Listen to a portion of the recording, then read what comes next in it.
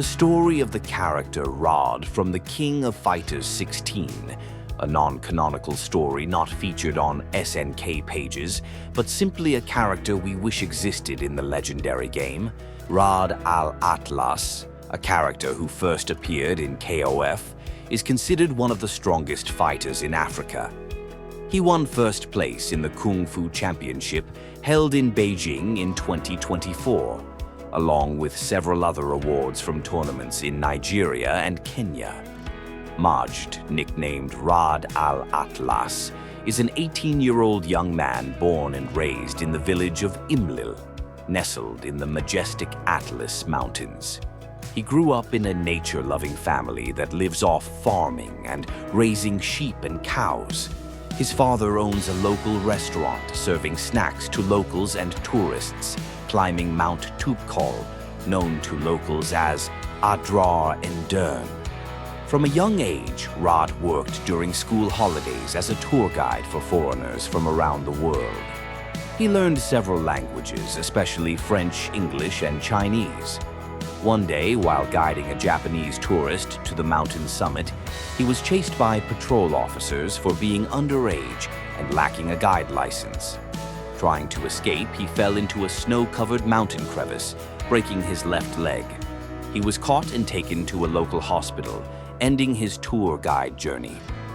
Raad stayed in the hospital for 3 days, underwent a minor surgery, and was advised to rest for a week and engage in sports to strengthen his bones. That week, he immersed himself in reading manga and watching anime in Japanese, a language he slowly began to understand. He was also thrilled not to attend school or listen to teachers mindlessly repeating boring material like parrots.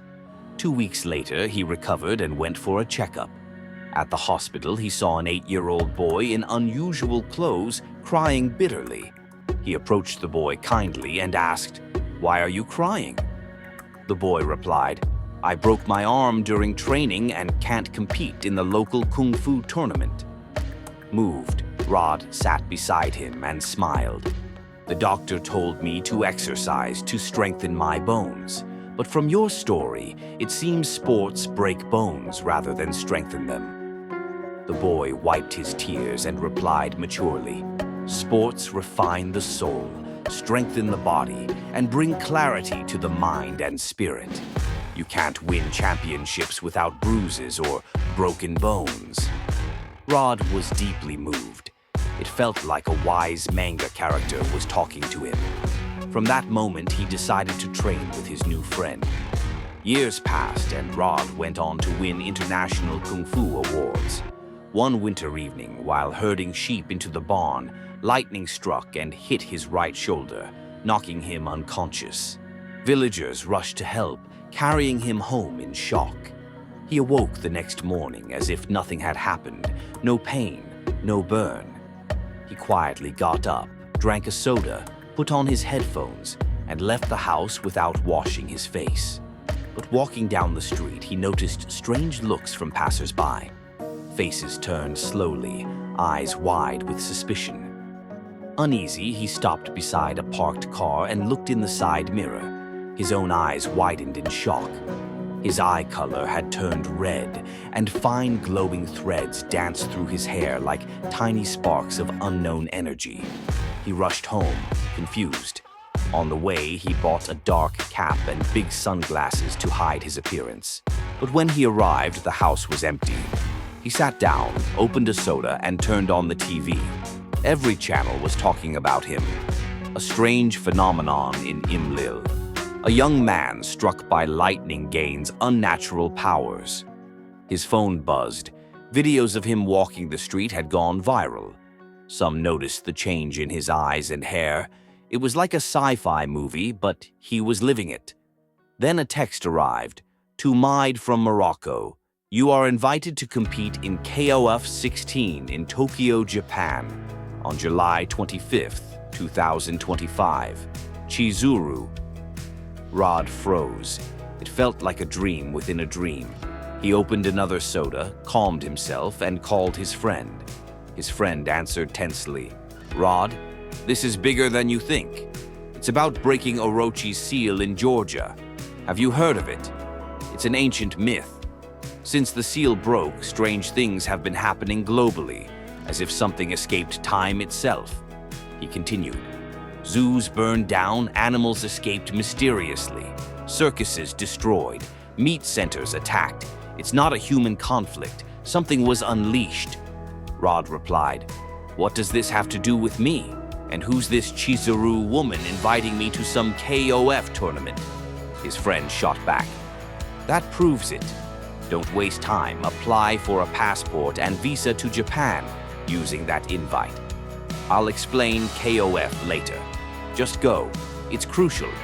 A few days later, with the world's events slowly stabilizing, Raad's family finally understood what he was going through. The strange phenomena were escalating, and they realized his mission wasn't just a sports tournament. It was humanity's hope. Orochi sought to destroy humanity. Through this tournament, Raad carried part of the world's fate on his shoulders. It wasn't just personal, it was a battle for survival. Raad arrived in Tokyo for the first time ever. At Narita Airport, he checked his phone. A message on WeChat from Chizuru. "Arrived? Wait for me at Shinjuku Station at 9 p.m. I'll explain everything." He replied, "Wakata." Raad exited the airport, backpack in hand, smiling despite the tension. Tokyo was alive and buzzing, but his mind was preoccupied. He bought a soda from a vending machine, opened Google Maps, and navigated to Shinjuku. As he walked through a moonlit alley, he saw a man with blood-red hair silently feeding milk to a kitten. The man seemed like part of the darkness itself. Intrigued, Raad approached him, but suddenly two stunning Japanese women appeared out of nowhere.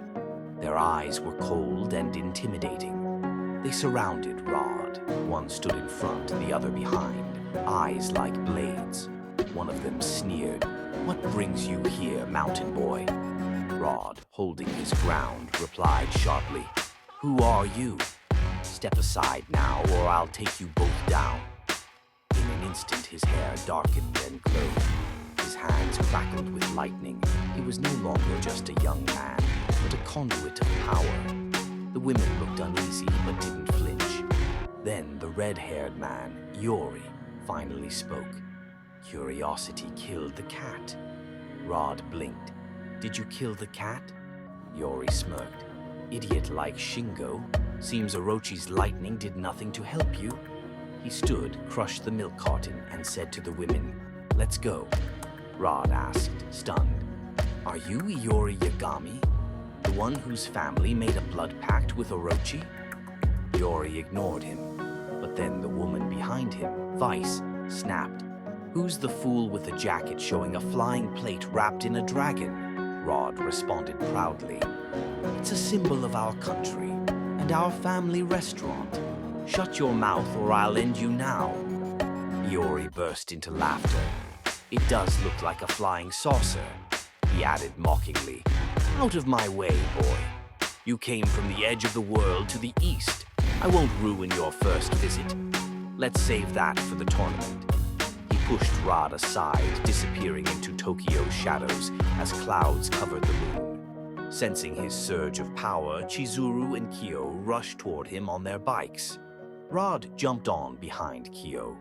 They explained that even though he didn't belong to the sacred clans, he had to help seal Orochi again.